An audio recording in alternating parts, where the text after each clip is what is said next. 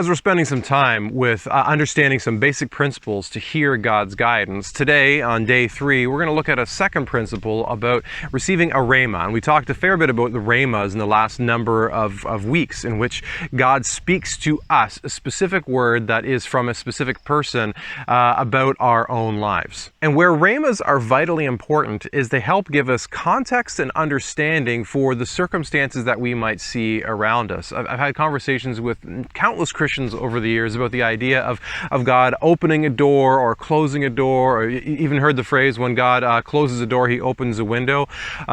Those are nice ideas, and they're not inherently wrong, but they're also not universally true. So while they're not inherently wrong, sometimes God does say, I don't want you to go this way, I want you to go that way. And so he closes a door and opens up a window or another opportunity over here.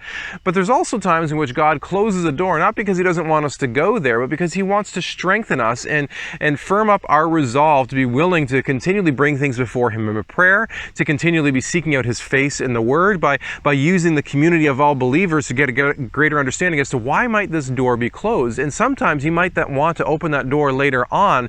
He just first wanted you to grow and develop in who you are before going through that door. A scriptural example of where a door gets closed, but the people were still called to press through that, is when the people of God were called to surround Jericho. You want to talk about doors being closed and walls being up? Jericho was it. And that's where God had an opportunity to show his mighty power by making those walls fall down in front of the people of God. A closed door doesn't always mean God is saying no. The flip side of that is, too, not every open door means to be walked through. There could be an opportunity where God opens up a door to you and he just doesn't want you to walk through. He wants to test to see, are you going to faithfully listen to him now that this door is open, and find out if he actually wants you to walk through that door. A number of years ago in Hannah's and my journey towards adoption, we knew that God had called us to adopt, and we were just really trying to discern, where does God want us to adopt from? Local through Family and Children's Services, local private, or international. And we'd felt God had told us, for you, I want you to adopt a child internationally. And as we were on that journey, all kinds of doors were being closed. And in the middle of those doors being closed, a local opportunity came before us. It was probably one of the most difficult times of our life, because we knew and felt compelled in our heart that God was telling us, go international, adopt internationally. And yet here we were being presented with a child locally. And it was one of the most painful things that we had to do, because we saw the need, we saw how our home would be a good fit for this child, and it could have been easy and right there. But when we laid things before God, God said, no, this is not the child for you. I have not called you to be the father of this child. I have called someone else to be the father of this child. And I remember with tears just having to go back and say, we have to say no. And then there's no logical reason other than God has not called us to say, God has not called us to say yes to this opportunity to bring this child into our home.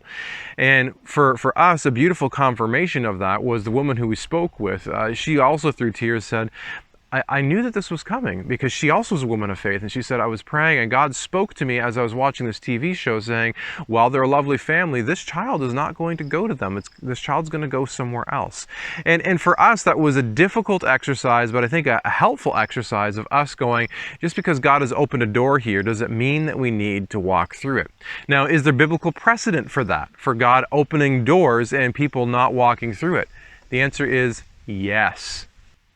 Paul and Silas were in prison, in which miraculously their chains were set free and their doors were swung open, and they did not walk out. You want to talk about a place in which it seems like God is calling them to simply walk out and go find the freedom that he's called them to, but they didn't. And you remember what happens in that passage. If you don't know that passage, the jailer, when he sees that the doors were open and the chains were off, he was ready to slay himself, because he realized that his life was going to be called for by the executioner, and it wouldn't be as easy as falling on his own sword.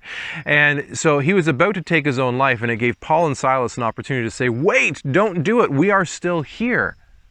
And you want to talk about a mind-rattling thing for a Roman guard. My prisoners could have walked free and they didn't. Why did they not walk free?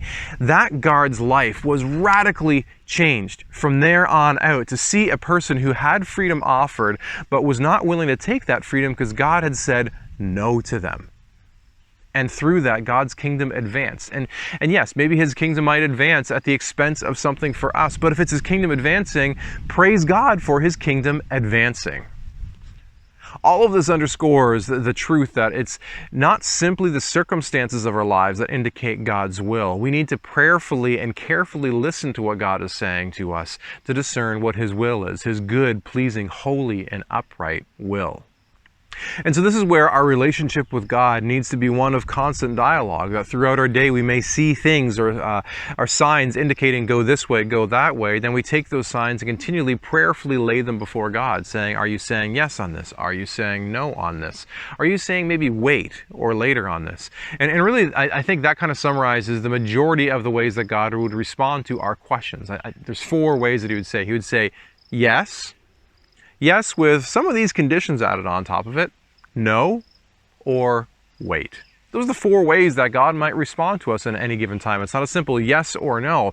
Yes, yes with these conditions, you must do these things first. 3, no, and then 4, simply wait. So take a moment or two to write down 1 or 2 things that stood out to you. Also, just take some time to write out, is an open door or a closed door the best way to determine what God is speaking to you? And with all that, just talk about what was the main way today I was talking about how you can receive guidance from God. Now moving forward into some life application. Can you think of a time in your life in which God had closed a door and yet He wanted to open it for you, but He called you to continue pursuing that or praying on that? Write that down. The flip side of it, is there a place in your life where God may have opened a door and actually said to you, don't walk through it? Write that down. Maybe even seek out the wisdom of a fellow follower of Jesus and ask those questions. Hey, have you ever had a time when God opened a door for you and He told you don't walk through it? Or God closed a door and He still wanted you to press in and press through that? Have conversations with people about receiving and discerning God's guidance and how His rhemas, His specific words to you or to that person may have guided through. And whatever those times are, spend some time praising God for the way that He speaks to us, sometimes against our wants and our desires, but He speaks to us. So spend some time praising to God for His desire to speak to us. To wrap up, read Matthew 16, verses 1 through 12. Practice the spiritual disciplines with that passage, and I'm looking forward to seeing you again tomorrow as we keep going with this conversation. God bless you and have a great day.